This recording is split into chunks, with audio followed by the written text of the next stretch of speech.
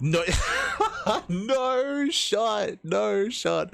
This just in, Shameless takes down Beyond 2-1. Bappy, what's happening?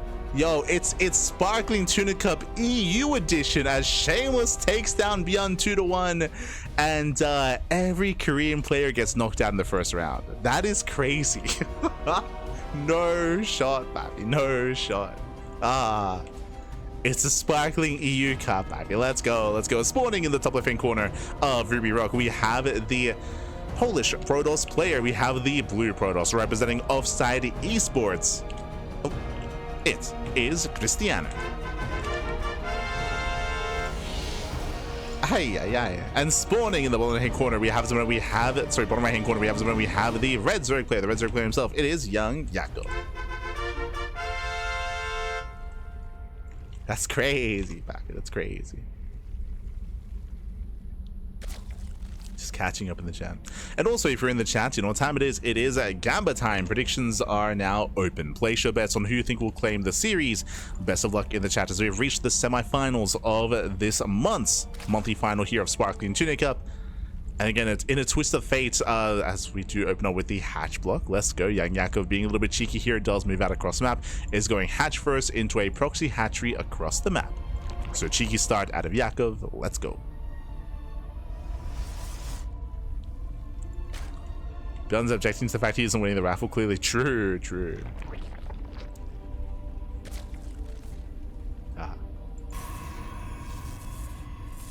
But yeah, crazy. Again, like when it comes to this event, usually we do expect to see like Korean versus European, like foreigner versus Korea, like set up throughout the course of the event. But no, only the first round, and then just pure EU from here on forward.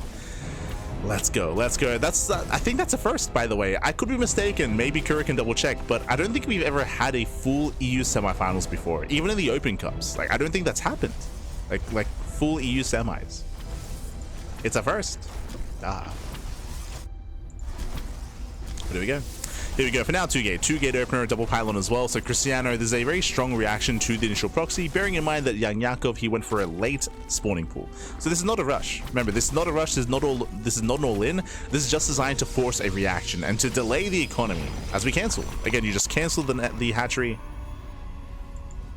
cancel the base. Yakov back at home. He's just droning, chilling. Link speed is on the way, claiming his own third and macroing up.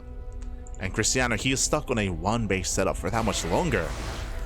Now, there's a bit of a give and take here. On the one hand, yes, Krystianer, his base is very delayed, but now what does he have? Because of the 2-gate opener, we have 2 zealots and 2 adepts. We do have a lot of counterattack potential. This army can actually wreak havoc. It's going to be up to YoungYakov to minimize losses.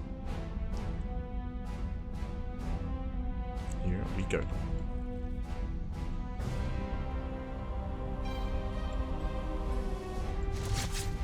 As Krystianer, he does head towards the third. Luna force a cancel. 2 adepts taking 1-shot drones, and he can threaten the shade. Links are keeping up. Links keep up. The hatchery taking a lot of hits, a lot of damage.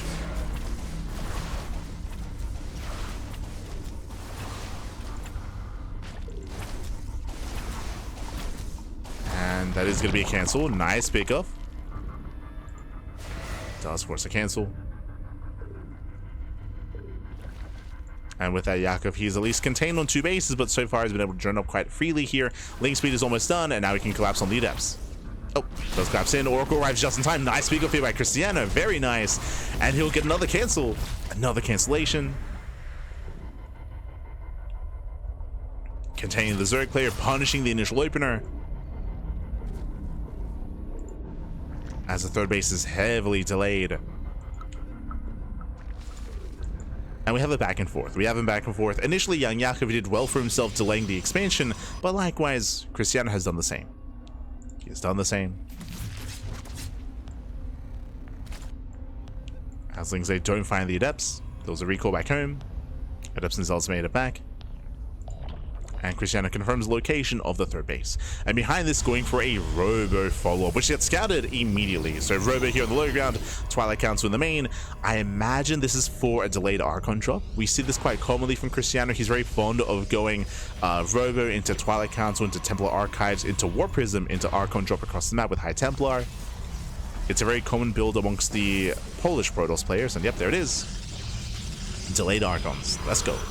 The reason why I call it a delayed Archon drop is because it's delayed compared to a DT opener, which hits a lot faster and gets into DTs a lot faster as well.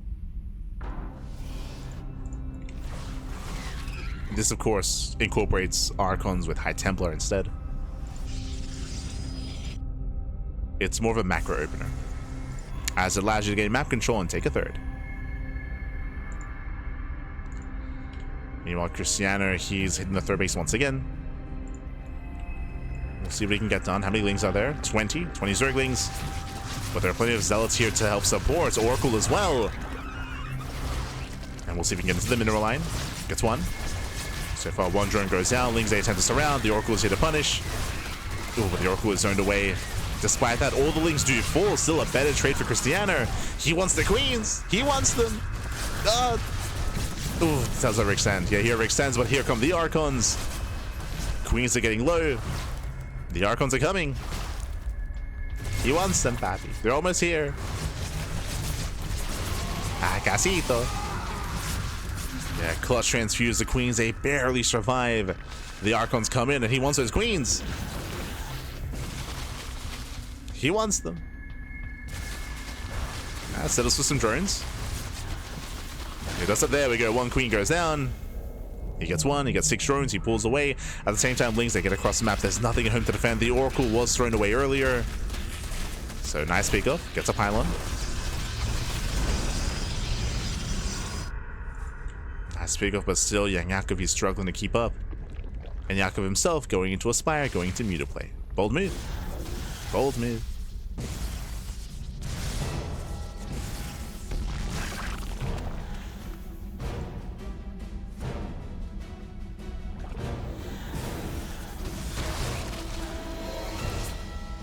Again, so far just keeping up with YoungYakov.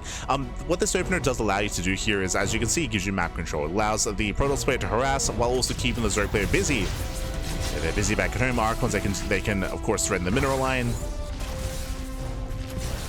Gets a couple of drones, 4 drones go down. But the Spire has not been scouted. True. Now, the reason why Spire play and Muta play is really common as a response to the Archon drop opener is because, as you can imagine, no blink. Right, there is no blink with this build, so no blink stalkers, anti-air is very limited because you're going into charge lots and immortals, sentries, and archons. So limited anti-air. It's why we see either swarm host or Muta play as a reactive kind of decision to try to punish. So on the one hand, Krystianer, he hasn't seen this, but I'm sure as he does play this build quite often, he's aware that this is a common response. So Mutas are on the way. So far, again, Krystianer, he's not ready back at home. He's going for his push. Getting extra warp ins. Mutas, they do move out. Phoenix production has begun. And Krystianer is trying to get ready here, throwing down cannons. Yeah, cannons being thrown down. I think the hallucination may have gotten eyes on what was happening. They've gotten eyes on the Mutas. The Archon's in position. Oof, nice save. It does save the Archon, and so far he's keeping up with the Mutas. Not bad. The cannons are done. That's going to be 2, 3 Mutas going down. This is not worth it here for YoungYakov. Ay. It's not been worth it. Not worth it at all. We do see YoungYakov moving in with his main army, but the Immortals are waiting for him. Krystianer, he's ready. And the Roaches, they should do nothing here. They get a High Templar. Oof. A Templar, but 3 Roaches get thrown away. And Krystianer, he can soon just push. He can soon just go for one massive move out. As he's built up his Death Ball. Yakov, now he's switching into Hydras, but this is a late decision here, a late tech choice. Delayed Hydras, delayed Hive.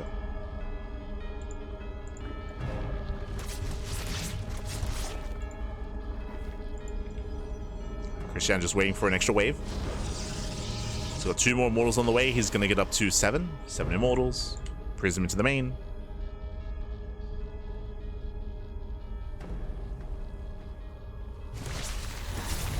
Dips in. Does dip in. Zelsa get into the middle line. Queen goes down as well. Queen does go down. Ooh, Phoenix is thrown away.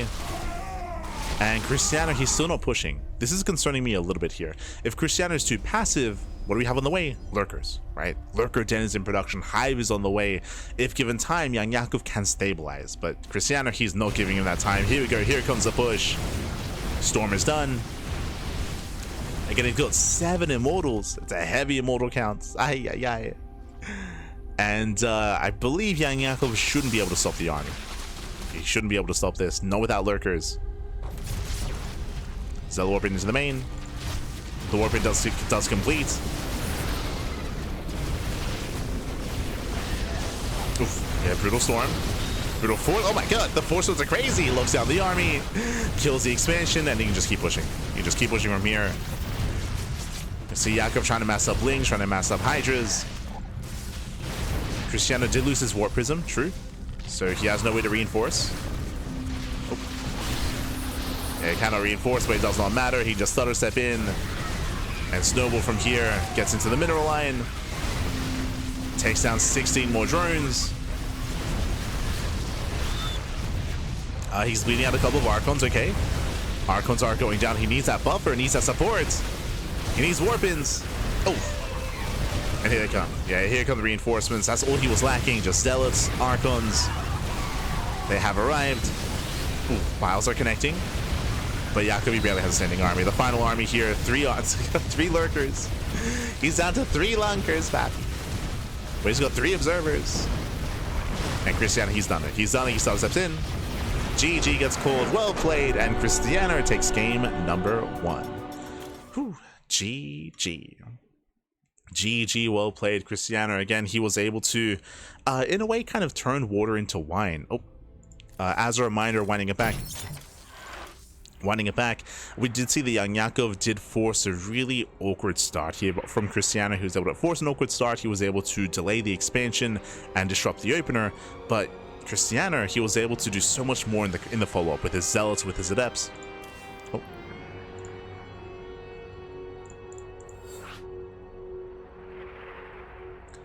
Was able to delay the third base twice, if you recall. He forced 2 cancellations, and then in the follow-up, he was just so aggressive, so active, reinforcing with slow lots, reinforcing with the Oracle, the follow-up into the Archon drop as well. It just so much pressure was applied, and YoungYakov, he could barely breathe, he could barely stabilize, and he was riding a lot was riding on the mutas, right? He was so reliant on the Spire and on the mutas doing damage, and they failed to do so. Remember, he got into what, 6 or 7 mutas, and once they got across the map, Krystianer, he already had a Phoenix. He had 1 Phoenix. He had the cannons finishing up in time, and the mutas did nothing. The mutas, they did nothing, and that set Yakov behind. Set him behind. GG. And with that, Krystianer takes a lead. Does take a lead.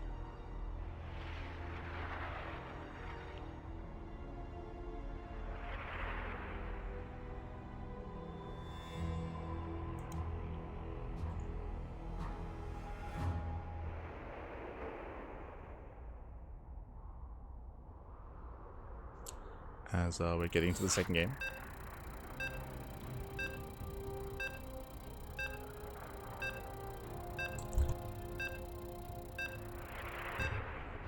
Proxy Hatch is the most broken thing in ZvP. It's someone that doesn't watch much StarCraft. Like, as you saw, like, Proxy Hatch is a way to delay the economy. It's all about what the Protoss does, you know, in the aftermath of that, right? As we mentioned, Krystianer, he was able to deal quite a bit in the counterattack, was able to force 2 cancellations, get more damage done, kill workers, kill queens. And Krystianer did come out ahead. But here we go, now we're getting into game number 2, and spawning in the top left-hand corner of Tidal Citadel, we have the Polish Protoss player. We have the blue Protoss representing Offside Esports. It is Krystianer. And spawning in the bottom right-hand corner, we have his opponent. We have the red Zerg player. The red Zerg player himself, it is YoungYakov. Here we go.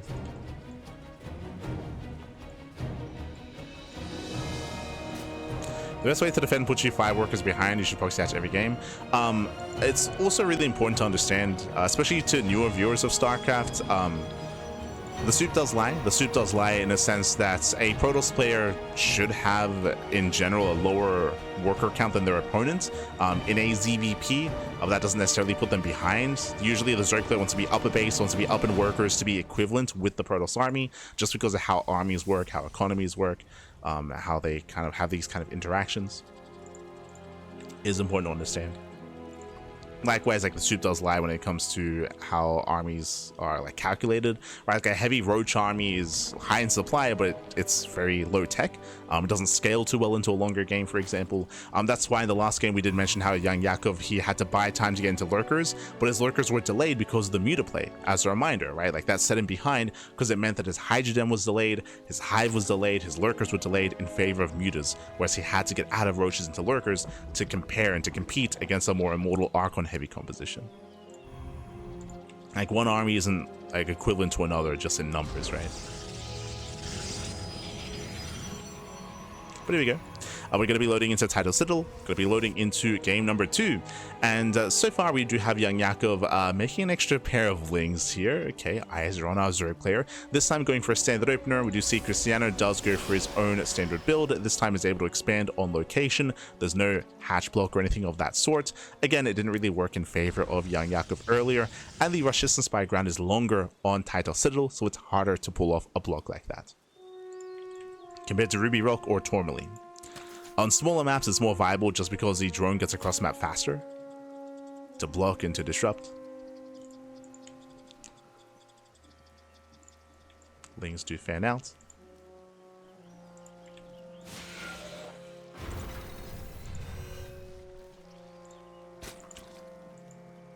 Interesting.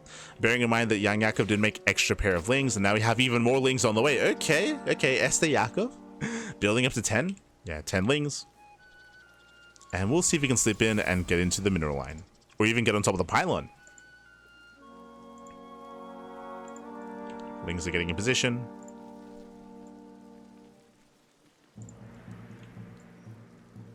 Does go for the dive. We'll see if it goes to the pylon or for the mineral line. Yeah, it's going for the pylon. So cheeky moves here by YoungYakov. Adept does pop out in time though. Boys are being pulled and he should not get the pylon. Can he get a probe? He does. Yeah, one probe goes down. He gets one. Just one though. Yeah, just one probe. Slips into the main base. Link speed does kick in. And can he get a second probe? He can. 2 probes do go down. Not bad. Remember, this was 6 Zerglings. 3 probes even. Okay. Yeah, some rough control there from Krystianer. Ooh, and even forced to activate the pulsar beam as well. So not bad. Not bad by YoungYakov. Did have to invest quite heavily into Lings early on. But hey, you got 3 probes. Wastes the energy on the Oracle. Gets 1 Adept. And even a second Adept is, oh my god, takes out a second Adept. And now YoungYakov now can drone. Now can freely drone up back at home. He's gotten some nice pickoffs. He delays the 3rd expansion of Krystianer. He forces extra warp ins. And this is a rough start for the Protoss. Meanwhile, Krystianer going for his Robo on 2 bases. So Robo into Twilight Council. It's going to be the same build. Once again, we're going for a delayed Archon drop. Same build. So it's Twilight Council, Robo into a War Prism, into a Templar Archives, into Archons.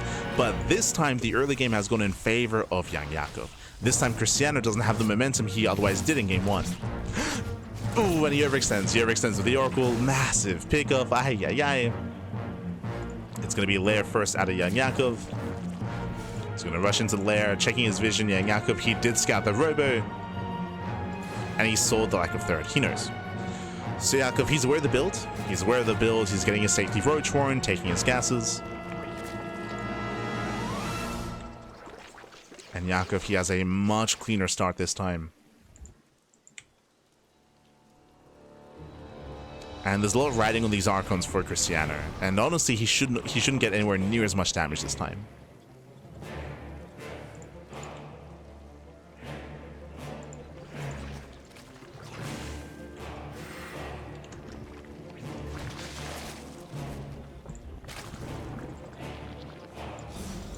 Here we go. Here come the Archons. They're going to be warping in.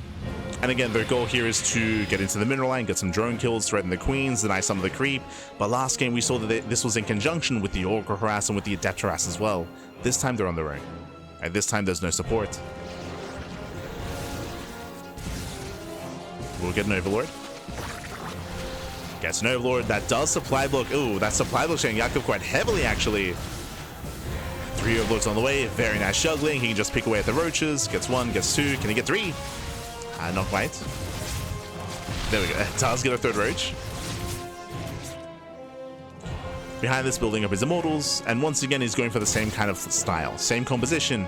Immortal, Archon, Storm. So a very robust army. And you can see Yakov, he is so much faster to tech up. Again, roaches do not scale well against a heavy Immortal army, so he wants to get out of roach production eventually. He's already working on Hydras, eventually Lurker tech. So you can see that YoungYakov, he's learned from game 1, right? He's learned, he's like, you know what?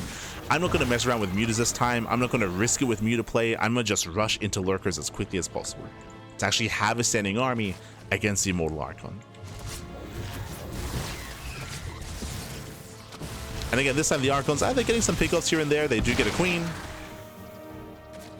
but no meaningful economic damage. Oh, Krystianer has to be careful.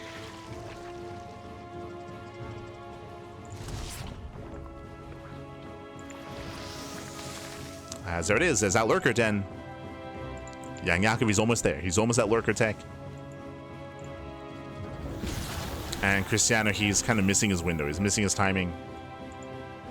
I mean, I say missing it. I mean, it's just been a really rough start. It's been a really rough start here for Krystianer. He's doing what he can, picking off whatever he can. Adepte Shade into the 3rd base. Sword Adepte can one-shot drones. True. Gets in. Gets 1, 2. Getting him to 3. 3 drone kills. Can we get another? Potentially. Not even. Yeah, it doesn't get a 4th drone. Again, it's okay damage, but needs more than this.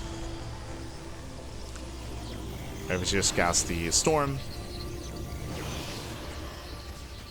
Yakov is aware. Hive is almost complete. And Lurkers will soon be amassing.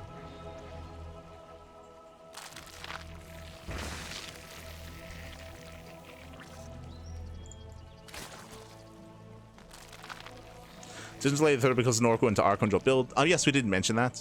We spoke on the build itself. Did have a much later 3rd base.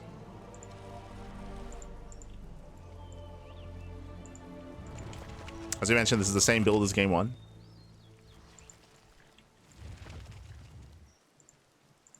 And here we go. How many High Templar? 5 Templar. 5 Templar. 5 Templar. Storm is complete. But the Lurkers are in position. He's ready.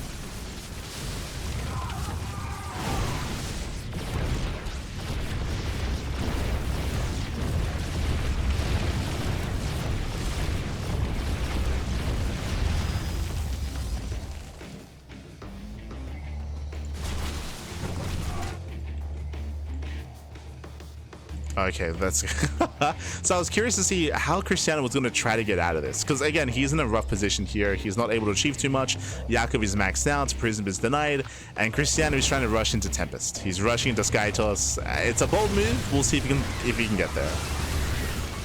The scary thing is YoungYakov will soon counterattack. He'll soon break out across the map, and there's a big window in time that he can take advantage of before there's any Sky Toss. Oh boy. It's a Hail Mary play for Krystianer, but it's all he can do, right? Roaches, they counterattack, they get into the natural. Krystianer rotates, looking for a way in. So far, Lurkers are keeping up.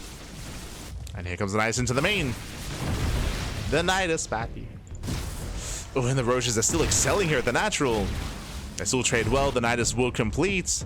And Yakov is going to break in. He's going to break into the main base, late warp in, late reaction. Lurkers, they break through. They burrow. And the main base is under fire. We force a recall back home. Thankfully, there is detection. Oh, God. But again, the SimCity working against Krystianer. Tries to go in. Brutal choke points. Does he get the High Templar? Nah, not quite. And Templar do survive. Krystianer, he's holding. He's holding on. So Yakov, he rotates to the low ground. Lurkers are getting in position once again, making use of that choke point. Yeah, once again, oh my god, the Lurker shots are crazy. Yeah, the army just evaporates, and with that, YoungYakov is done. A GG gets called, and Yakov, he will tap the series 1-1. GG. Whew, GG, well played again. It was a very, very shaky start from Krystianer. As we mentioned, he did lose the initial Oracle, he lost the early momentum, early Adepts as well. A lot of it came down to the initial opener of YoungYakov. Remember, he did make 10 links early on, more than usual, and with that he was able to pick off 3 probes, able to catch, was it 2 or 3 Adepts? I want to say 2 or 3 Adepts, and the initial Oracle did fall as well. Just a really shaky start there out of Krystianer. It did mean that his follow-up Archon drop didn't really do anywhere near as much as game 1. There was just nowhere near as much support, nowhere near as much momentum to find any damage, to support his army, and to get any real economic value. Just not really gained. Not gained there. Likewise, YoungYakov, he had a much more refined response, taking up directly into Lurkers. This time he did not mess around with Mutaplay, didn't risk it, right into Lurkers. GG. GG. Here we go.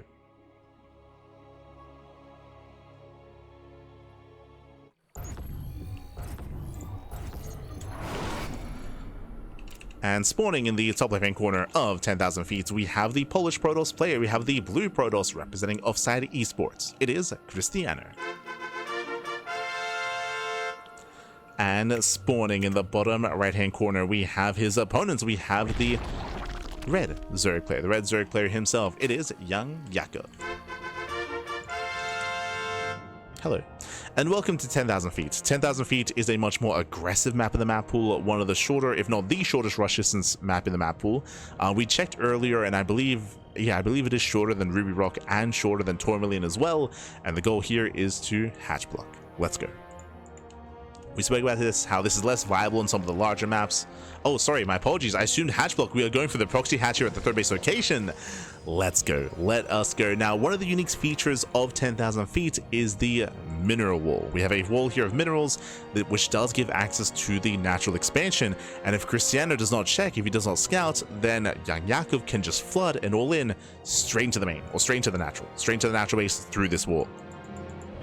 So the goal here is to get the hatchery up and running, make some drones, and mine through that wall and bust in. Oh boy. So we'll see if Krystianer checks. Early on in the patch and early in the map pool, it was very common to go for this build and very common to check and to wall off as well. Just because it was just a common strat that players were going for. Then it died down because it's so common. He sees scouts. He sees the drones being routed across the map. Krystianer knows. Yeah, he knows. There we go. He is already getting in position. Pylon is getting up. Krystianer, he's mining it out himself. Oh, he's crazy. Okay. Usually you get a pylon, you get a shield battery, you get your adepts in position, and you just defend. You defend this position instead, and you kill any drones trying to mine. But no, he mines it out himself. He's crazy. We'll see if he can deal with this. The initial zealot has arrived. Second zealot's on the way. I mean, yes, he does deny mining, I suppose. True. Like, getting damage on the hatchery doesn't really matter here, as it shouldn't go down. But it does disrupt mining. Queen is on the way. And Krystianer, can he shut this down ahead of time? I mean, again, he does deny the the spine as well. Let's go. Denies the spine. The wall is getting up and running.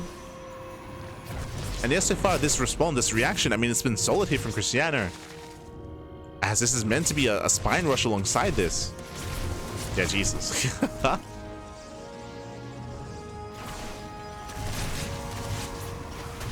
As nice control here gets away from the surround, second adept arrives, and Krystianer, he just bullies the army here.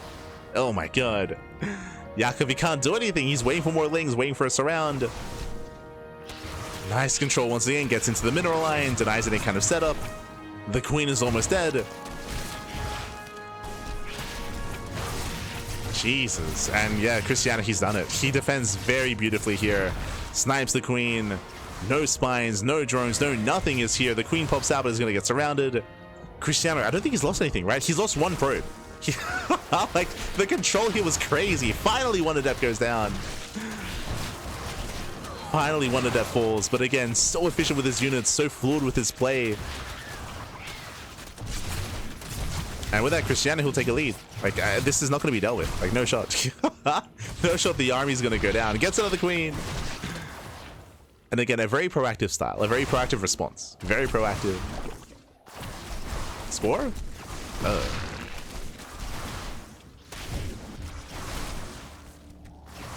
And again, YoungYakov, he has no momentum. Sure, he's built up some lings, but there's already a wall. There's already a wall, right? There's already a full wall up here.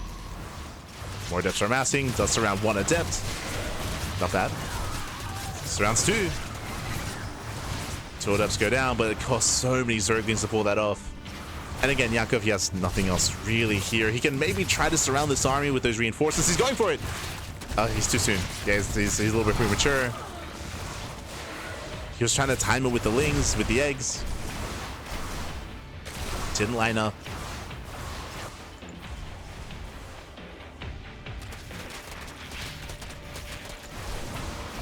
And down goes the base. Down goes the base. Yakov, he's trying to drone. He's trying to saturate. We do have a natural back at home. We have another hatchery. We have a Bailey nest as well. This is very ambitious here from YoungYakov. We'll see if he can pull this off, because this is a terrifying army. Now, there's a world. If YoungYakov can surround, if he can lock down this army and land some of those Bailings, then maybe he can survive.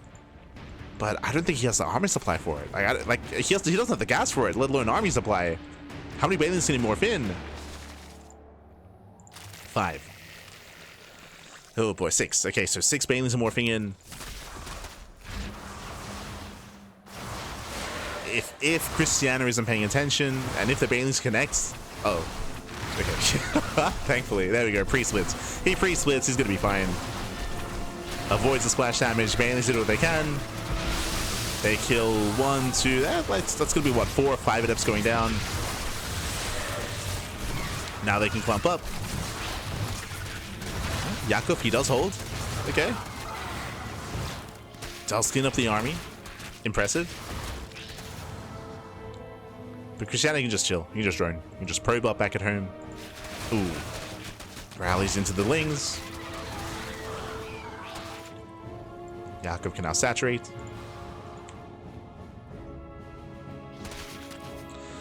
Now, as the game stabilizes and as we get into a longer game state, Krystianer is in a better position. He has his own natural. He's set up back at home. Does re-wall. Yakov, he's got a lot of catching up to do. He's droning as hard as he can. He's going for another expansion. Bearing in mind that Yakov, he has no real tech to work with. He's been mining less for longer as well. True.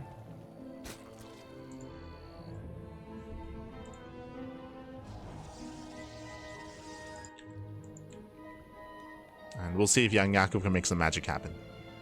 We shall see.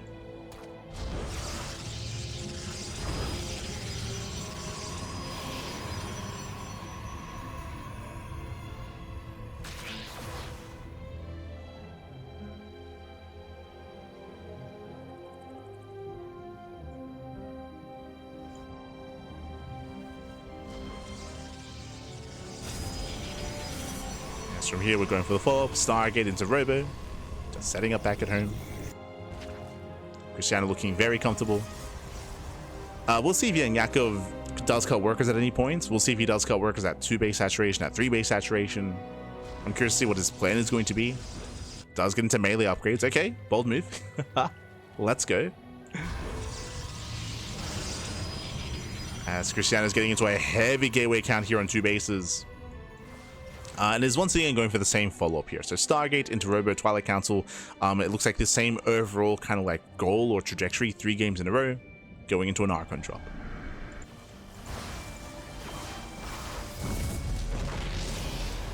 Yo, shout out to Killer Smile in the chat. God, yeah. Let's go. Map Maker himself. Is going to stabilize from here. We'll see if YoungYakov can survive the Archon drop. I'm curious to see how much damage is going to be dealt. It's still a very shaky follow-up here from YoungYakov. Oh my god, his Oracle takes a lot of damage. The Oracle does take a lot of hits. Going to be zoned away.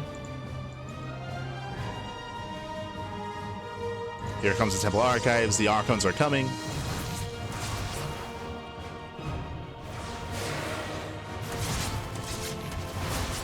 How often do you see those cheeses? If you remember, we saw this often like in the first week of like play in the very beginning, but I would say not very often.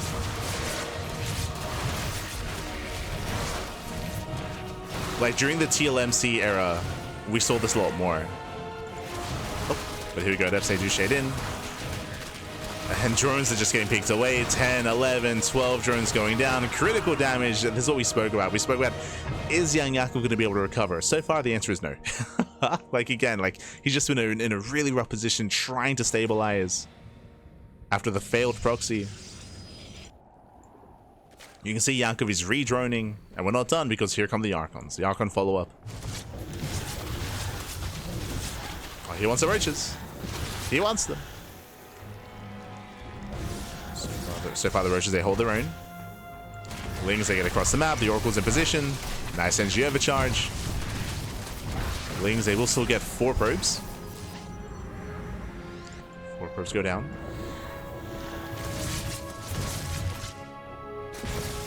Oof.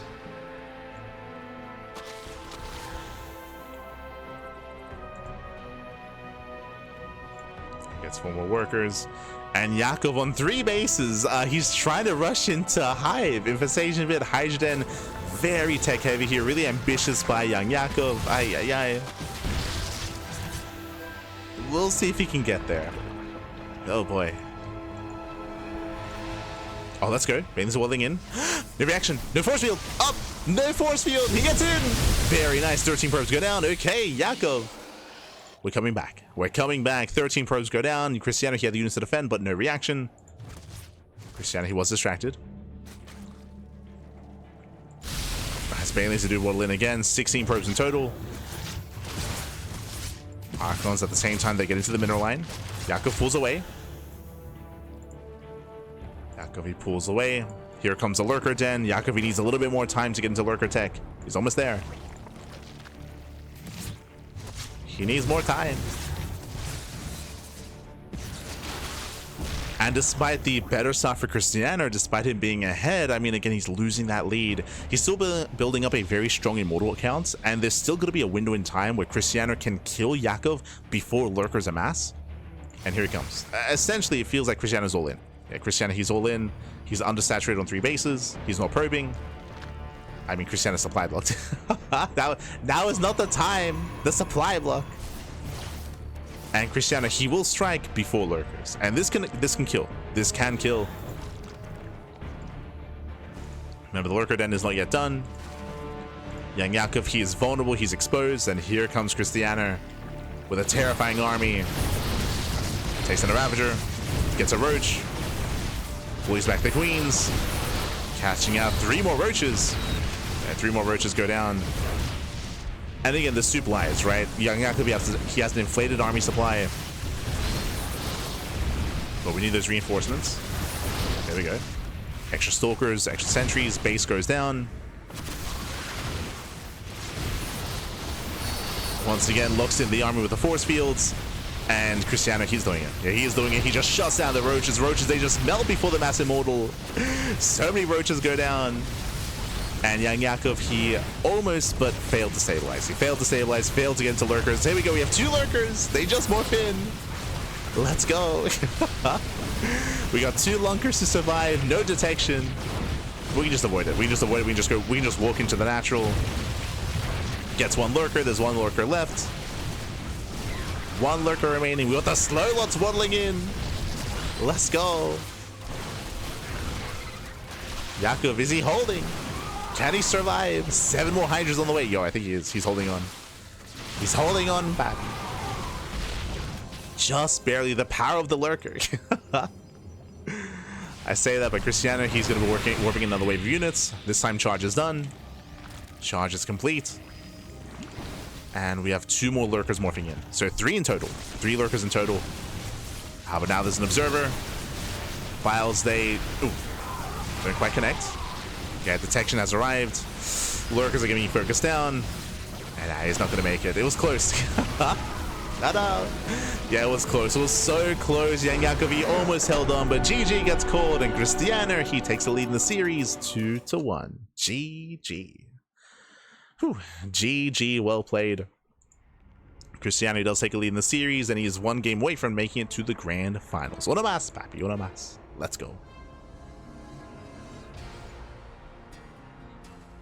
Yakov's still alive, kind of. I mean, as you mentioned, Yakov was doing the best he could to try to stabilize, and he was almost there.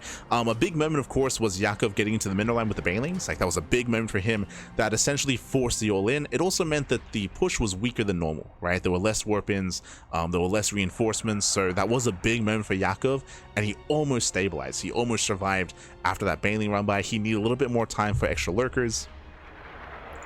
Needed a little bit more time, as he had 3 lurkers towards the end of the game, but barely not enough. Let's go.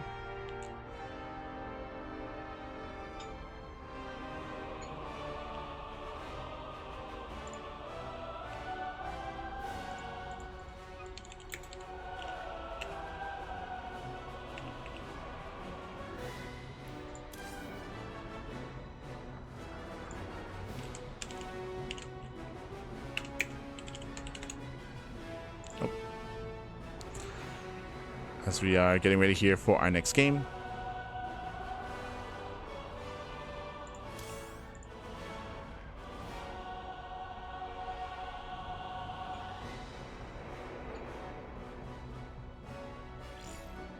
Good.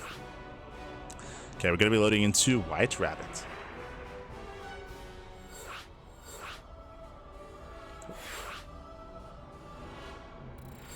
Sorry, no White Rabbit, the other one. Winter Madness. Gonna be loading into Winter Madness here, one of the larger maps in the map pool, one of the more defensive maps as well. And we'll see how our players will adjust. Let's go. We're just catching up in the chat.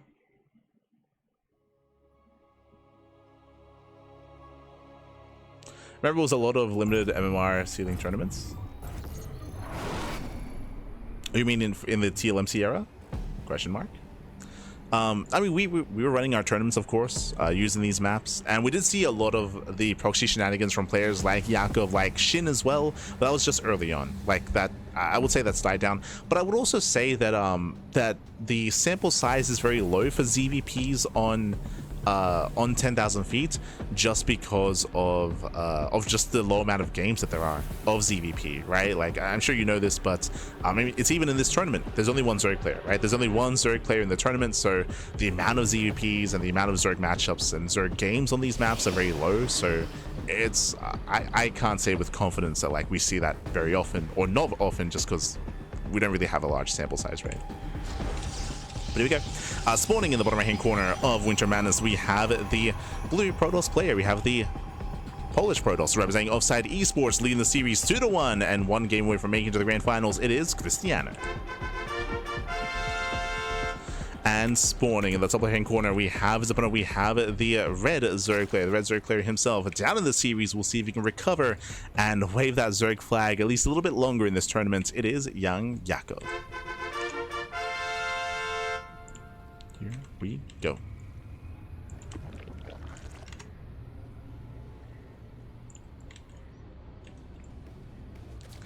As once again, Yakov does go for the hash block here on the natural. Now, what I will say, comparing this to the initial map that we had, the first map of the series, the rush distance by ground is longer. It's going to take a little bit more time for the Zealots and Adepts to get across the map to punish YoungYakov. I would say there's a higher chance that Yakov is able to get into a 3-base economy without too much issue. We'll see if he can. See if he can. Yakov, he does of course expand back at home, taking his gas, getting his pull, and Yakov is droning up. Now again, this all comes down to the counterattack. It comes down to the Zealots and Adepts moving out across and seeing what they get done.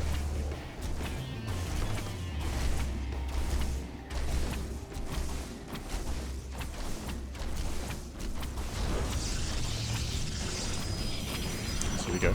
There's a cancellation. We have the Stargate follow-up, getting into the Oracle, waiting for the Adepts, and soon Krystianer can move out. Oh, I say that, but the drone comes back in. Yeah, drone comes back in. This will delay the counterattack. That should not have happened. Krystianer does slip up. And this gives Yakov more time. Gives him more time for link speed and to prepare. As the drone will finally get picked up. There's that third base. Pressure's on Krystianer. Pressure is on.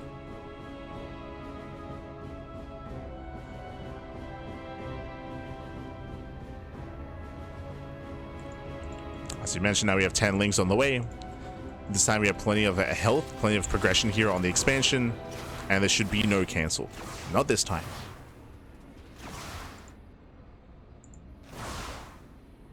Now Krystianer, he can still wedge himself in between the minerals and still trade well. So we'll see. The Oracle's on the way. Has to be careful. Pulls back, does avoid the surround. Oracle comes in. So far the Lings are zoned away. Queens are coming in as well. It's going to be close. Yeah, it's going to be close. The hatchery's getting low.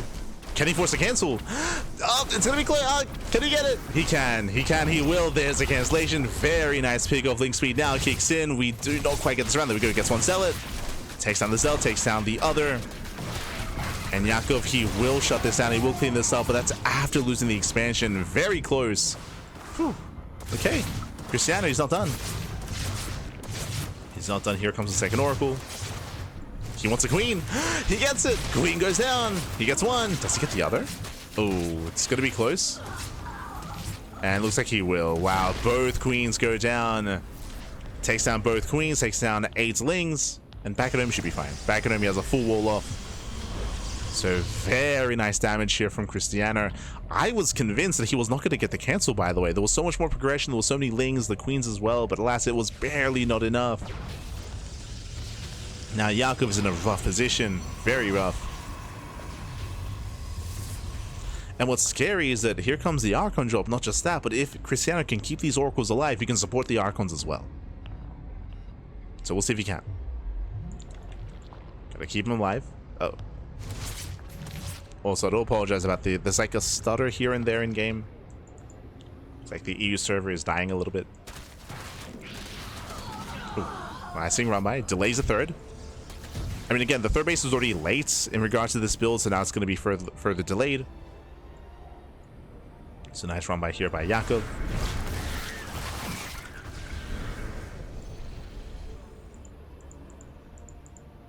So let's lay the expansion.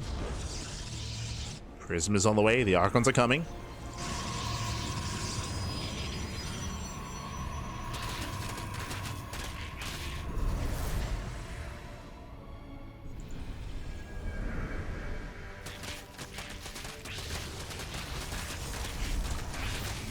Seems that Yakov plays poorly. True, Yakov. That's why he beat Nightmare, and he's one of the best Zerg players in Europe. True, true.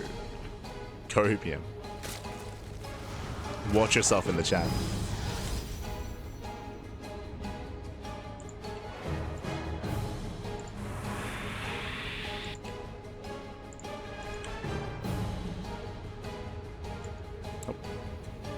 Archons do more Finn. Krystianer shuts down the Lings, zones him away, and the counterattack is coming. Where's the Prism? Prism is out. Prism is already. Jesus, we're just pushing. Okay. He's pushing out with the Adepts, with the Oracles, with the Archons. A hefty army here for Krystianer. Back at home, what do we have to defend? No roaches. Yeah, we have 6 roaches in production. The Lings, they hit the third at the same time. Does he have enough roaches at home to defend? It's going to be close. It's going to be very close here.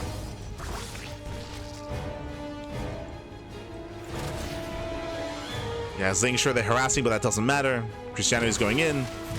Gets into the roaches. Oof. Flash transfuse. 1 roach goes down. Yeah, he gets 1. High NG Queen as well. No transfuse. But the roaches, it looks like they should pop out in time to defend. Yeah. Whew. Yakov holds. Yakov holds, and he also kills 6 probes. 6 probes go down. The Oracles, they weren't here across the map. And the game will continue. The game will continue here. Yakov survives. Behind this, of course, double Immortal, double Robot production. Once again, Krystianer, he's massing up his Archon Immortal count. And Krystianer is committing quite hard to this. He's making a lot of roaches. He's not droning. Yeah, he's not droning. 4th base just for Larva. It does make some drones towards the end, but he's still very committed here. Going for a massive counterattack back at home. No shield battery. The 3rd base is so exposed. It's so open. Yakov is moving in.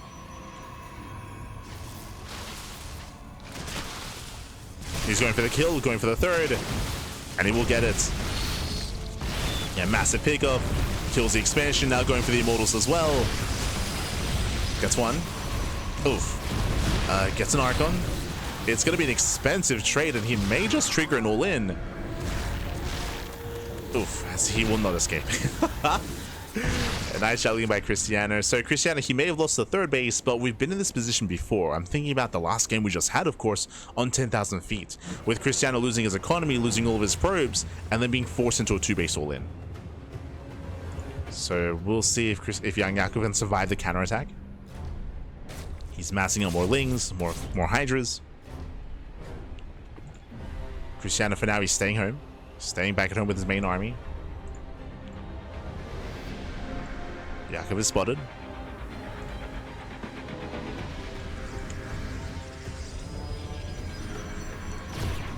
And he is deflected. Archon's into the mineral line. Hydra's able to defend. For the most part. Jesus.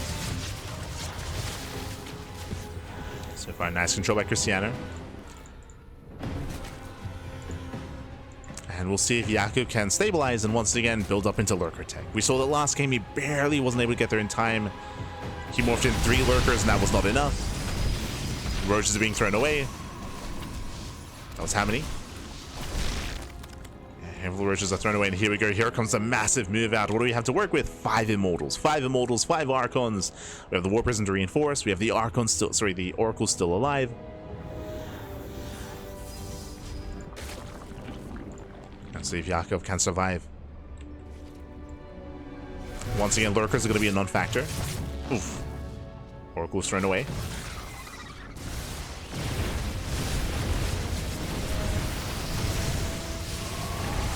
Yeah, with this, the base goes down. Krystianer, he does engage with the roaches, but there are more Hydras coming in behind this. And we need more force fields. Yeah, we need more force fields. Hydras, they start to step in. No more sentries left. Zealous will close the distance. No, they trade well. Zealous trade well initially, but there's just not enough here. Yeah, there's not enough buffer, not enough support. Yakov, he's holding. He's holding on back. We need more Zealots. Yeah, it's not enough. There's just not enough here. The immortals are exposed, and Yakov, he will clean this up. He shuts out every single immortal.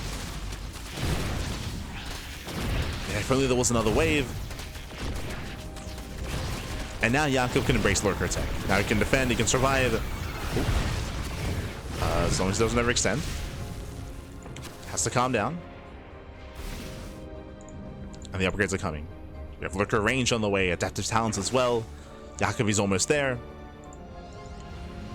Krystianer, he's still very committed and he's not stopping. Which makes sense. But this time there are lurkers. This time 6 lurkers are morphing, and it should be a cleaner defense this time from Yakov. Currently 0 detection. Krystianer, he has the observer on the way, but his detection is not ready yet. Passing around by. Orders are moving in, lurkers are revealed.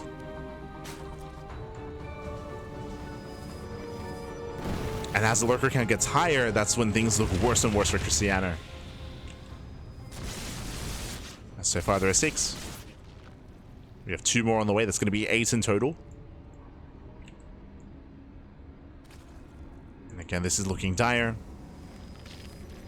Behind this, there's no fleet beacon, there's no beacon, there's no second Stargates, there's no sky toss. It's all or nothing here for Krystianer. He's committing. Oh god, he's committing in into 8 lurkers. He's going to try to go for it. Alas, he cannot. He cannot break that defensive line. And with that, Yakov, he should clean this up. Once again, looks down the army. Oof. And massive lurker shots. And we're going to the ace match. We're going all the way to game 5. Send it, Taki, send it. As Yakov does overextend a little bit too far away from his lurkers, but regardless, he should be fine. Like, he should be able to defend. I say that like it's still a lot of immortals. Like, do we have the observer? Okay, we have 4. Jesus, that's a lot of observers. Krystianer trying to force his way in. It's not pretty. It's trying to. Yeah, very ambitious here from Krystianer, but alas, he just does not have enough. He cannot just force his way through a line of lurkers. That's not gonna happen, not like this. As he's down to the final immortal. Final Archon. It all goes down. Whew. Okay, Yakov. He survives. He survives. He makes it. Now he can counterattack, and Yakov, he should snowball from here. Again, this composition here from Krystianer doesn't really scale well into a longer game, basically into a higher lurker count. It was meant to end it then and there. Barely did not.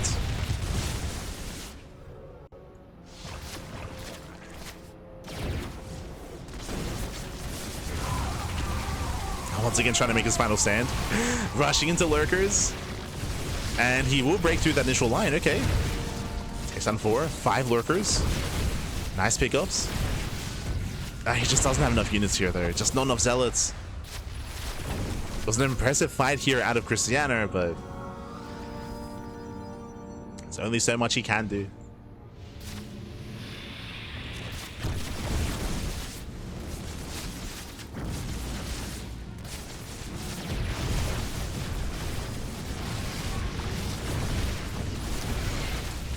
Yakov steps in. Once again, Yakov's lurker count is very low, so he's trying to force it with Hydra. Not the most efficient trade, but there we go. GG gets called. Yakov will force the ace match. We're going all the way to game number 5. GG. Whew. GG, well played. We're getting into the ace match here. Again, Krystianer, he did have a decent start when it came to killing the third base and crippling YoungYakov early on. He was going to try to go for the kill essentially, as he did attempt to though. Again, longer rushes spike round, also very committed. This was pre-storm or pre any real reinforcements either. It was very close, very clutch, but YoungYakov, he eventually got into his lurkers, was able to have a cleaner defense from there. GG. GG, well played. Yakov, he does hold on Winter Madness. And what map are we loading into here for the ace match? We're going to be loading into the Old Republic. Let's go.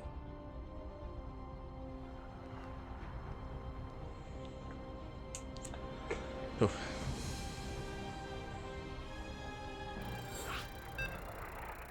You need huge balls to see those lurkers there and run straight through. Again, as we mentioned, Krystianer, he was completely all in there. Like, he had no intention to extend the game or to take up further, is what I mean. I was hoping he could end it. And he fought hard, true. Did fight hard. But here we go, we're getting into the ace match, and spawning in the bottom left-hand corner of the Old Republic, we have the Polish Protoss player. We have the blue Protoss representing Offside Esports. It is Krystianer. And spawning in the top right-hand corner, we have his opponents. We have the red Zerg player, the red Zerg player himself. It is YoungYakov.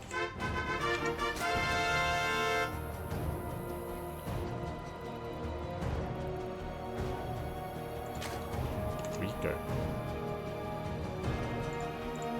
As we are setting up. And welcome to one of the larger maps in the map pool. Welcome to the Old Republic. It's a very large map, longer rushes to spike ground, but as we mentioned in the past, does have a very open fourth base. Taking a fourth base can be very, very difficult in this map.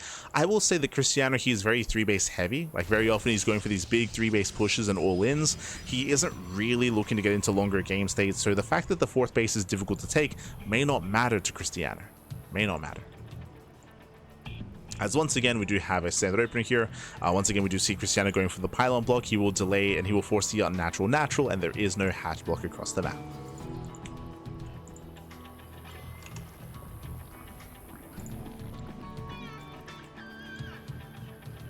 We're going for the ace proxy hatch. We only saw that twice in this series. Only twice out of 5 games.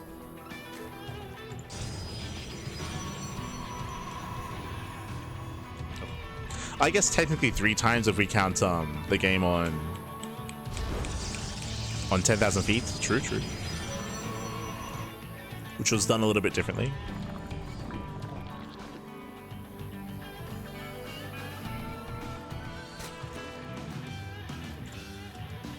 There we go. Okay, from here we're going to be settling in. Now again, because the map is a little bit larger, this is where YoungYakov could try to be a little bit more diverse in his play. He could try to go for mutas again. We did see that attempted, but Krystianer, he was able to snowball out control and shut down the mutas ahead of time. It can be quite risky to go into muta play. Otherwise, I wouldn't be opposed to YoungYakov being a little bit greedier early on and getting into a faster lurker den like we saw in game 2. Like, game 2 was very dominant from YoungYakov as he shut down the build of Krystianer quite hard. We'll see.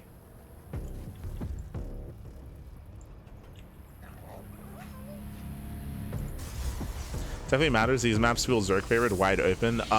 This is why I did mention Krystianer's play style doesn't really lend towards longer and later games. I would agree, and I would say that if Krystianer was trying to play standard and trying to play defensively and try to macro up on 4 bases, this map would work against him. But that isn't how Krystianer's been playing. Like, that's not like reflective of Krystianer's play style.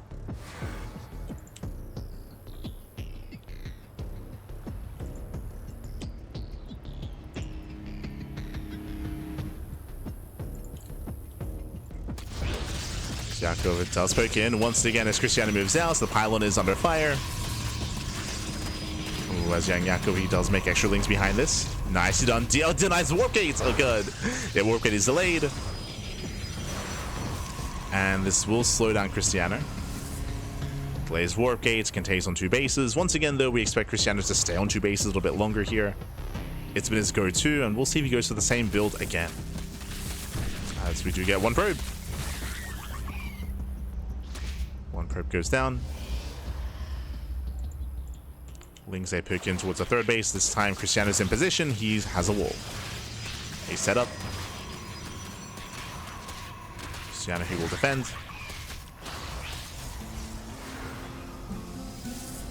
And once again, Robo. So once again, Robo, Twilight Council, Temple Archives, Archon drop is on the way. I would imagine for the most part, YoungYakov is already expecting this, as this has been the case every game so far.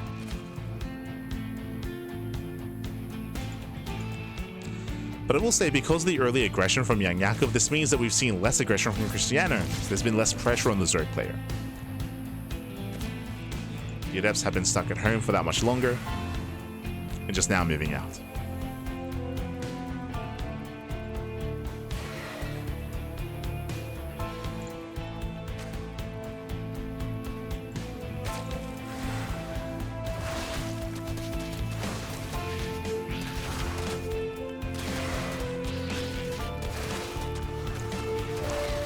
Things like collapse in. Behind this, Yakov still droning, saturating, building up.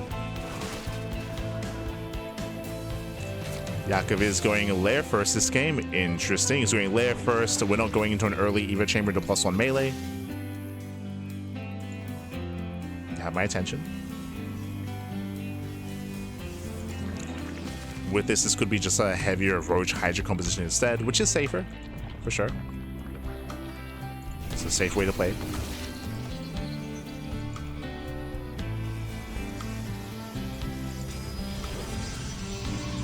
As we mentioned before, Krystianer, he's very mid-game oriented, so even if this is the most economic setup or most efficient setup, I mean, playing safe I feel like matters more against Krystianer. +1 range is on the way. We're expecting a Hydra Den.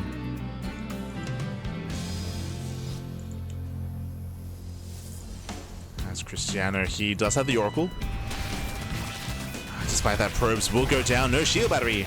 Yeah, no battery. Probes are falling. That's going to be 5, 6, 7 probes. Oh, he's going to lose everything. Yeah, he's going to lose entire mineral line. The Archons, they're idle across the map. 12 probes go down. Massive Pigos. 14 every worker here at the 3rd base. Ay, ay, ay. And again, no units to defend, no Adepts, no shield battery, no nothing. And Krystianer, he's in a rough position here. Krystianer falls behind. These Archons, they got a lot of work to do. A lot of work to do. Behind this, there's that Hydra Den. And Yakov is just looking very comfortable. Very comfortable here.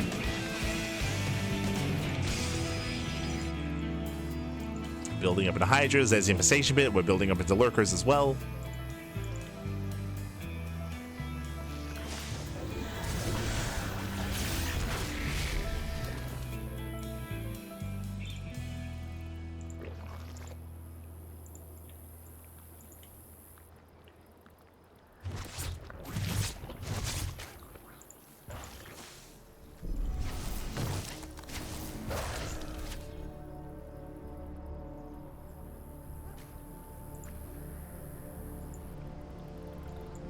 Yeah, so Krystianer's gonna have a hard time turtling up. From here, he's gonna try to build up in towards Storm and towards a later timing, but this is where what we mentioned earlier actually is gonna be impactful. We spoke earlier about how difficult it is to defend the 4th base, and that is gonna factor into this game now. As Krystianer's gonna try to turtle up, and it's gonna be that much more difficult here on the Old Republic. Storm is finishing up, but hey, Roaches, they can tank. He wants High Templar, gets one! Oh, dives in. Nice juggling here by Krystianer. Oh my god. Very nice juggling. Krystianer. Okay. Let's go. Loses 1 High Templar. 1 Templar goes down. Krystianer, he does survive. He does hold. Very impressive micro.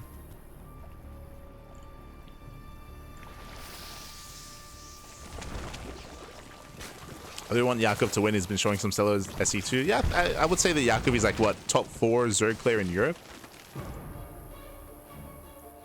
Top 4? Yeah. I would currently place him above Wayne and above a laser.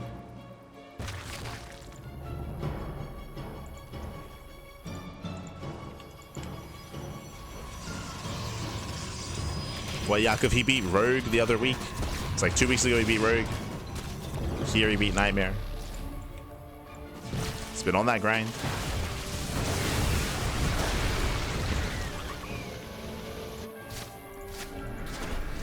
Oof.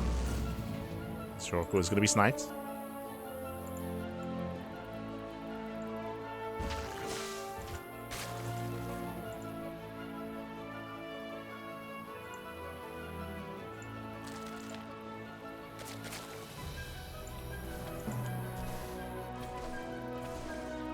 And we're maxed. YoungYakov is maxed out. Again, as we mentioned, like Krystianer just had a really rocky start to the game, losing the entire mineral line here at the 3rd base. He's trying to switch into Sky Toss, but YoungYakov should be looking to end the game before that happens.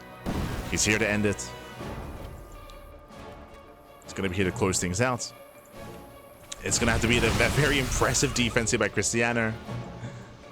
We'll see if he can survive back. But a laser, yeah, I would say easily. That is also partly because a laser has been, he switched to AoE 4 for a long time. He did switch to Age of Empires 4 for a long time this year. Only recently switched back. Here we go. Nice into the main base. Lurkers, they bust in. At the same time, we have Roaches in the middle line. Probes are going down, and Krystianer is being pulled apart. Yeah, nothing to defend here in the main. Zelse cannot touch this army. No detection. Observers on the way. And the carriers will eventually clean this up. Eventually. Detection has arrived. The Lurkers, they keep going in. They keep going in. 40 probe kills. 40 probes, Hydra's reinforced, Queens as well. Trying to go for the carrier. Trying. Ah, he's going in. As carriers do pull away, we have a 4th carrier in production. Krystianer, he's all in. He's all in. He's rattling everything across the map. The charge lots, the storm, the immortals, the everything.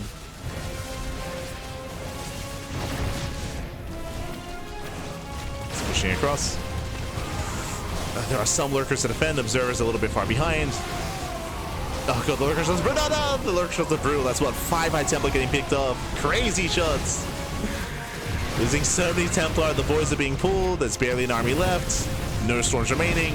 Just Immortals. GG. And YoungYakov, he does take the series 3-2, advancing on to the grand finals. GG. Whew. GG, well played. Congratulations and congratulations to YoungYakov as does claim the series does advance on into the grand finals. Again, it was a very intense back and forth. Krystianer, of course, he's very fond of his build of going for the initial Archon drop, even or the delayed Archon drop, as I did mention. It's very fond of it. To stick with it, did have some mixed results. We did have a very chaotic series, back and forth, proxy hatcheries, actual aggressive builds as well, going for the hatchery on 10,000 feet as well. But overall, did go barely in favor of YoungYakov. Unfortunately, we saw that Krystianer, he had nothing in position at the 3rd base. That 1 run by killed everything. 14 probe kills. That was critical damage. If that hadn't happened, if that hadn't happened, then, I mean, probably a different outcome. The game continues. He's got a stronger economy. He's got a stronger mid game, a stronger mid to late game as well. and potentially even different outcome, but GG well played. Again, that link rumba was brutal. Not just that, but even before that, we did have a little momentum in favor of YoungYakov with the early 6 lings getting into the natural, sniping the pylon, sniping the adepts. That also weakened the defenses of Krystianer as well. It all played into